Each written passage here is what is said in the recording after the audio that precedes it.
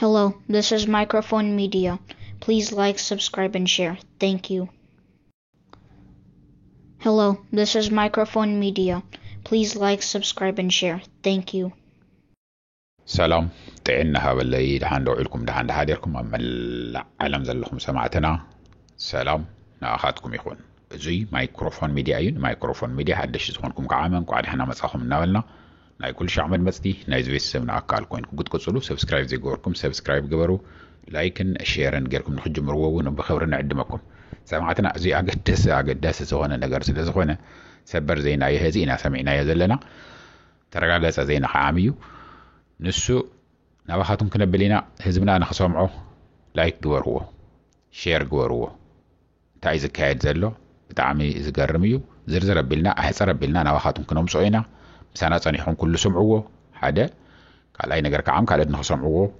لايك غيركم كشير غيركم نخسمع جوروه نالكو زوزو سنة توسين زنيه نسو نباخاتهم كنا بسألكم هنا سنة صنيحه حبرنا نسمعيه ناو نحلف بارك سمعتي كم تفلطوه نزح حلفه عسرت معلتي دي خون عسرت معلتي شو عاد ولا سومن ولا نزح حلفه سومن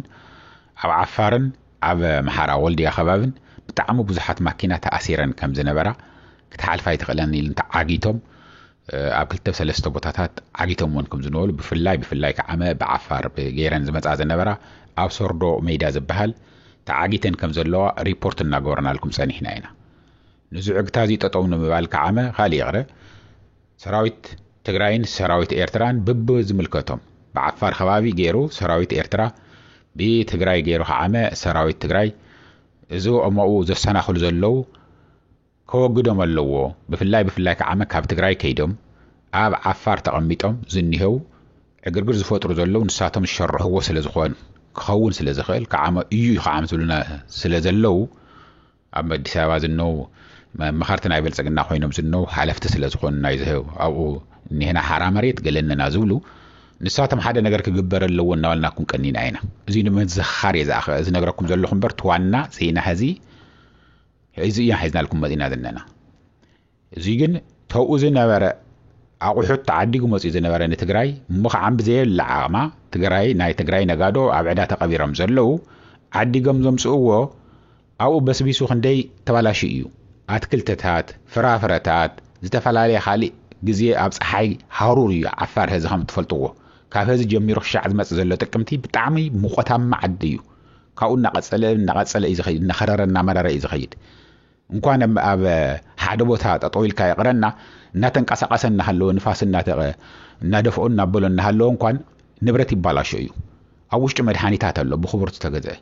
ኣብ ውሽጡ ብዙሕ ኣብ ትግራይ ከይዱ ህጹጽ ግዜ ዝድለ ኣቁሑት ኣሎ ሰብ ይጠምይ ዘሎ ተዓዲጉ መጽ ዘለዎ ናብ ትግራይ ከኣተለዎ ኣው ብዝተቀመጠ ቁጽሪ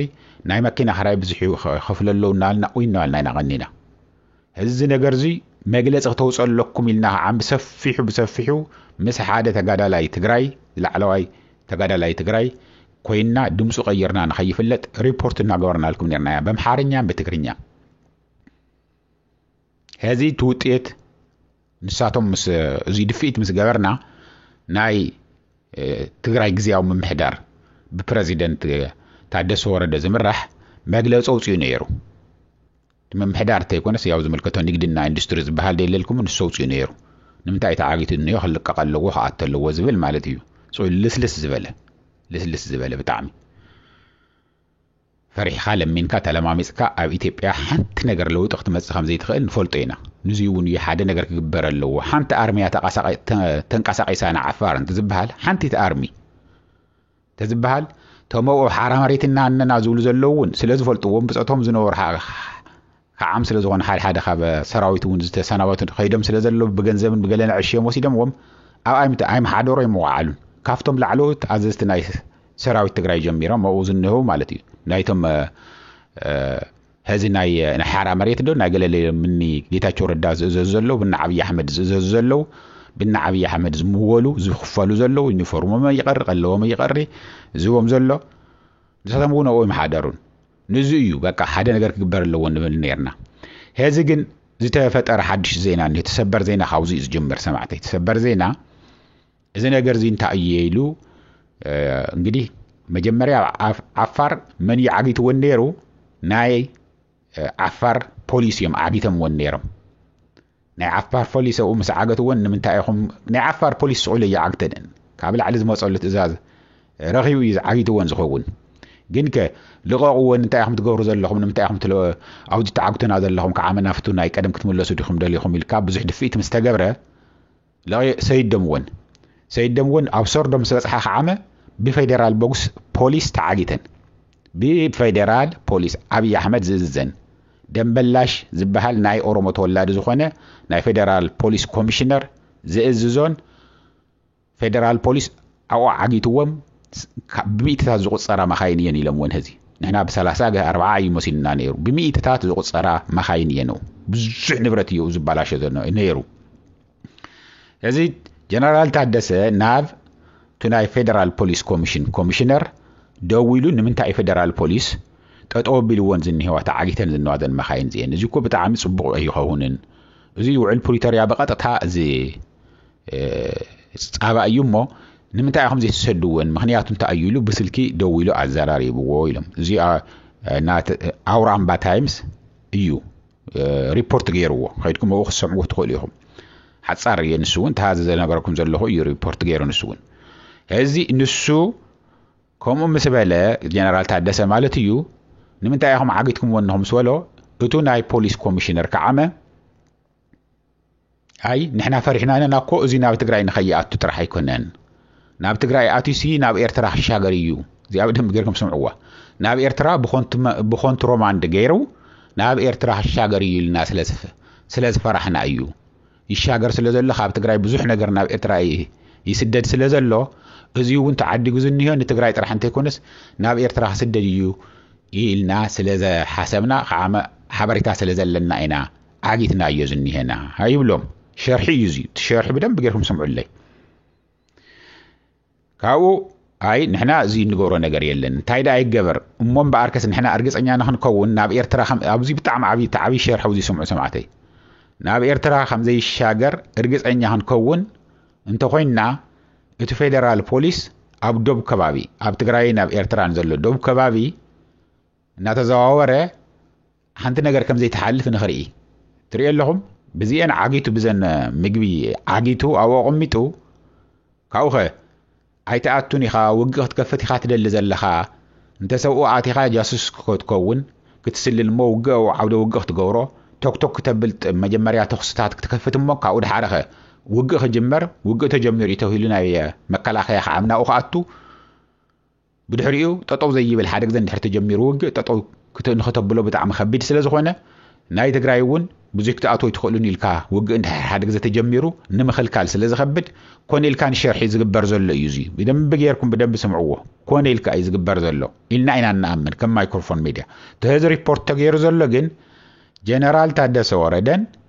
እቱ ናይ ፖሊስ ኮሚሽነር ደምበላሽ መን ደምበላሽ ዝበሃል ተዘራሪቦም ተስማዕሚዖም ኣለው ሓደ ኮሚሽን ክጣየሽ ካብ ናይ ትግራይን ካብ ፌደራል ፖሊስን ክጣየሽ እሞ ካብኡ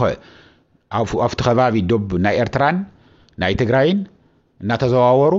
ክቋጻጸሩ እንግዲህ ይረአኹም ክንደይ ዝኣክል ነዊሕ ከም ምዃኑ ካብ ዓሊተና ጀሚርካ ክሻዕ ሓጀር ዘሎ መስመር ዶብ ናይ ኤርትራን ናይ ትግራይን ንሱ ኩሉ ሕዝቦ እዮም ዝደልዩ ዘለው ታሸርሒ ብዘይረብሕ ነገር ገይሮም እንተስ ኮነ ኢሎም ታደሰ ወረደም